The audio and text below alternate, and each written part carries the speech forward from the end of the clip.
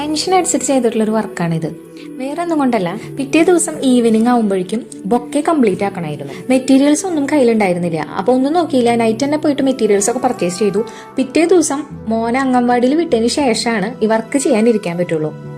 തിരിച്ചു വരുമ്പോഴേക്കും കംപ്ലീറ്റ് ആക്കും വേണം. ആ ടൈമിനുള്ളിൽ പെർഫെക്റ്റ് ആയിട്ട് ചെയ്ത് തീർക്കാൻ പറ്റില്ലേ എന്നുള്ളൊരു ടെൻഷനിലായിരുന്നു ഇത് ചെയ്തത്. ഫോട്ടോ പോളറോയിഡ്സും റോസ് ഫ്ലവേഴ്സും കിറ്റ്കാറ്റും യൂസ് ചെയ്തിട്ടുള്ളൊരു ആയിരുന്നു ഇത്. ആദ്യം ഈ പോളറോയിഡ്സും കിറ്റ്കാറ്റും റോസ് ഫ്ലവേഴ്സും ഒക്കെ ബാംബൂ സ്റ്റിക്കിൽ അറ്റാച്ച് ചെയ്ത് കൊടുക്കുകയാണ് നമ്മൾ ചെയ്യുന്നത്. 17ഓളം ഫോട്ടോ പോളറോയിഡ്സ് ഉണ്ടായിരുന്നു. അതുകൊണ്ട് തന്നെ ഇതൊന്ന് അറേഞ്ച് ചെയ്യാൻ കുറച്ച് ടൈം എടുത്തു.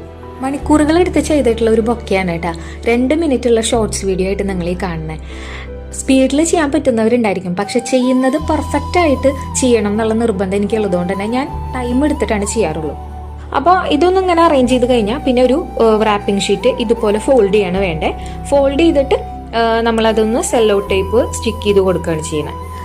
ഈ ഷീറ്റിന്റെ കളറൊക്കെ ഇഷ്ടമുള്ളത് ചൂസ് ചെയ്യാൻ പറഞ്ഞിട്ടുണ്ടായിരുന്നു. റെഡ് തീമിൽ ചെയ്യണമെന്നായിരുന്നു ആഗ്രഹം, പക്ഷേ വേറെ കളേഴ്സ് ഒന്നും കിട്ടാത്തത് കൊണ്ടാണ് ഉള്ളതിൽ ഈ ബ്ലൂ കളർ സെലക്ട് ചെയ്തത്.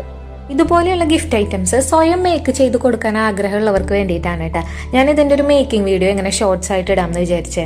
അപ്പൊ അതിനുശേഷം 2 ഭാഗത്തായിട്ട് ഈ റാപ്പിംഗ് ഷീറ്റ് ഇതുപോലെ ലെയർ ആയിട്ട് കൊടുക്കുക തന്നെയാണ് കേട്ടോ ചെയ്യണേ. അപ്പൊ എന്റെ വീഡിയോ ആദ്യമായിട്ട് കാണുന്നവരുണ്ടെങ്കിൽ എന്റെ ചാനൽ ഒന്ന് സബ്സ്ക്രൈബ് ചെയ്യണേ.